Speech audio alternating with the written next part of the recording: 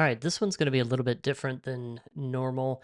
I was watching this YouTube channel, and this was a great. I don't want to use the word debate. They were discussing things. I tend to think debating is arguing, and pretty pointless. I think this conversation between Sean McDowell and Shabazz, I don't know his last name, something Ashkenazi, an Orthodox Jew. So it's basically a Christian versus an Orthodox Jew having a discussion, and the question is, um, it's asked from Sean asking, why trust the rabbis? Why would you trust the rabbis? And um, I am I'm gonna jump in and make comments here and there, and I'm there's one part of this that's missing.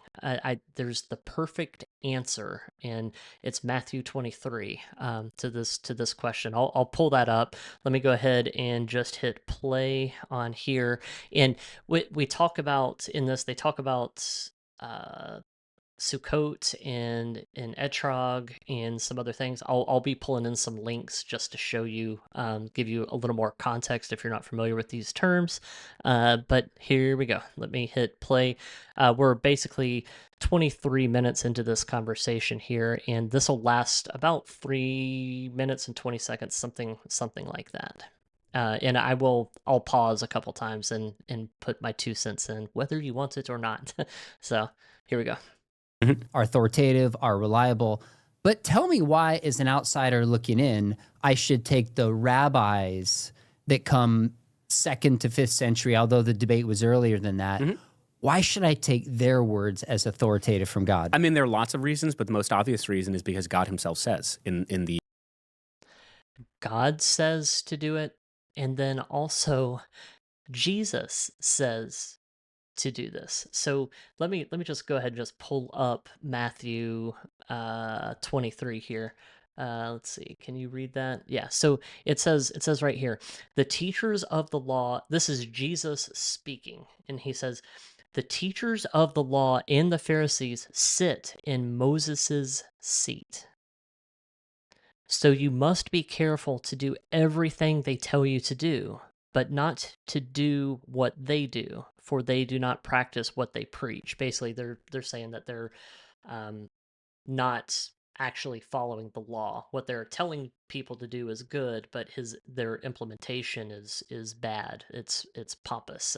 It's they're going above and beyond, ma- making making themselves seem holier. Having longer tzitzis, things like that.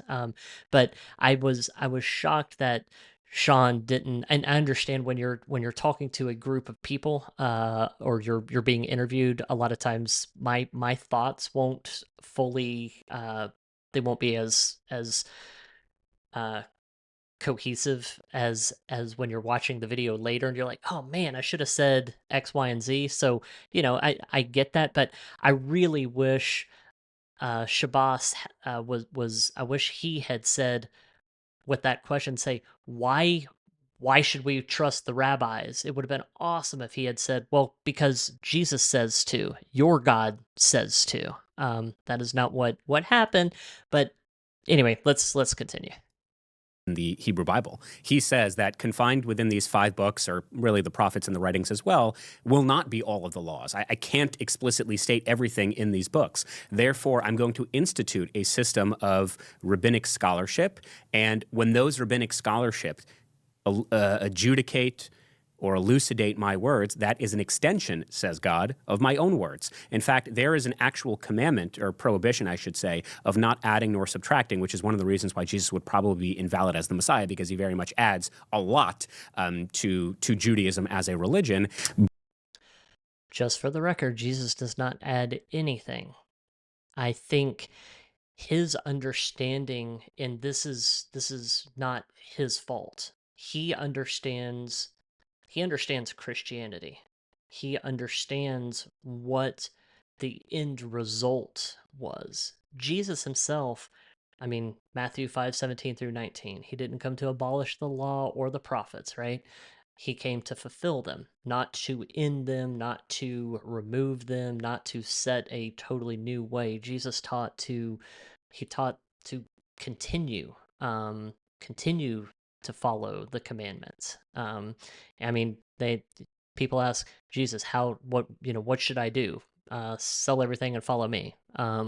Keep my commandments is another thing that Jesus often says. So But it's also true that God says that we are going to have a system of rabbis, and you should listen to that system.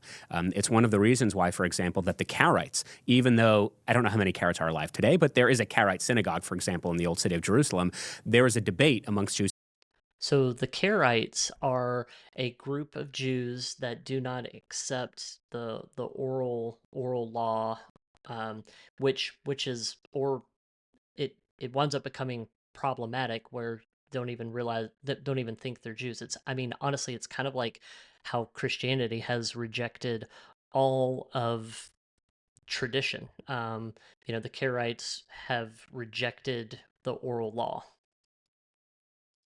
today as to whether the Karaites are even considered Jewish, because they don't take the oral law or the rabbinic scholarship as divine at all. And that's in complete contradiction to what the Hebrew Bible and God himself is saying. In Hebrew, it's lo yasiru, I believe. You should not stray leftward or rightward from the words of the rabbis, which again places so much emphasis in the divinity or divinely ordained aspect of the Talmud and the later works of the rabbis. So tell me if I'm misunderstanding. Maybe I did. The rabbis can add and subtract, but Jesus can't add and subtract. No one can add or subtract. What the rabbis are doing, for example, and the reason, let's say, go back to this example of blessing on water, that's not adding anything. That's simply trying to understand and explain God's own words in the Hebrew Bible. So I'll give you an example. God says, and I apologize, I don't know the English translation, but he says, I want you to keep the holiday of Sukkot, which Sukkot is he does the Orthodox pronunciation. I pronounce it as Sukkot. So I think his pronunciation is probably more accurate. I think it's the Sephardic pronunciation, that's what they use in Israel. But I use the word Sukkot, same words, Sukkot, Sukkot. It's the Feast of Tabernacles. It's the holiday. It goes Rosh Hashanah, then Yom Kippur, and then a couple weeks later. Maybe it's a couple weeks. Feels like it's a couple weeks. Then there's Sukkot. It normally falls like early October-ish in the year. which today is known as the Festival of the Booths, which Jews have been keeping for 3,000 years, where we live in these temporary structures for a couple of days outside. The problem is, if you read the Hebrew Bible, God says, I want you to keep the Festival of Sukkot. But that's it. He doesn't actually say what Sukkot is. So is that like a soup? Is that a like what is that? So then the rabbis, through an oral tradition, which is why even though the Talmud is written down, we still call it the oral tradition because it was passed down orally from Moses at Sinai to the elders, all the way down to my actual rabbi. I mean, people can actually quite easily trace their rabbinic lineage. So my rabbi's rabbi was so-and-so, his rabbi was so-and-so, all the way up to Moses. And through that oral tradition, coming all the way from Moses at Sinai, we are able to explain and understand what are some of the things that God is telling us to do in the Hebrew Bible, because to the uninformed observer, like me, it's unclear what Sukkot is because God himself doesn't say it. Another example, it also has to do with the holiday of Sukkot, is God says, take an eitz pri hadar, which essentially just means a nice-looking fruit. Today, all Jews, and this has been the case again for thousands of years, we use what is called an Etrog, which in English is I believe a citron fruit, which no one. I put a picture in here. It smells really nice. It smells like a lemon. It's kind of the closest. If you're not familiar with it, I would just say it's similar to a lemon. Real real strong flavor or scent. No one really knows what that is, but it's called an esrog.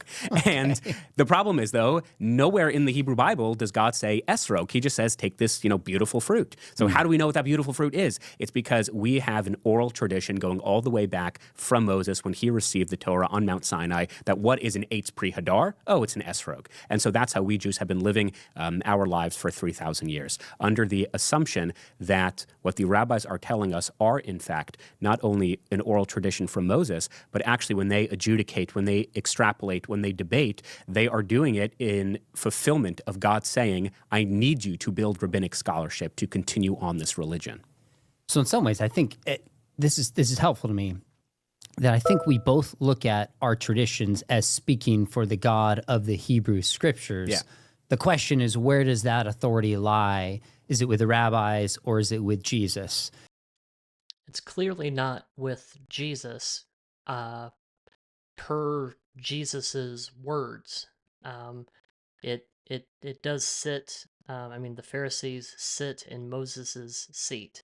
So to me, that is very clear that the the tradition, the rabbis they do have authority. That's what, not what I'm saying. That's what Jesus said. So there's a lot to learn about that. It's it's interesting. There's a group of, I would say, majority of messianics believe that the oral law and the rabbis, because the rabbis don't recognize Jesus as Messiah, how could they possibly have anything good to say, right? But that's, I don't see it that way. That's not what Jesus said. There at There's a great teaching, and I'm going to put links to all these 5 links in here. Uh, but if you want more information about how the oral law is valid, and really without that, there's not a lot of things wouldn't make any sense. There's a friend of mine, James, did a, what is it, 49-minute teaching on that. And so I'll put a link to that in here too. It is a great teaching that really sums this up. But I'll put in all these links, and I'll also put in the link to this actual video. Because if you guys like this type of video, there's probably about like 5 videos I could make out of this discussion here, because it's a really good discussion. They do ask really good, solid questions. It's pretty fascinating. So anyway, I hope you enjoyed this, and I'll get this posted shortly.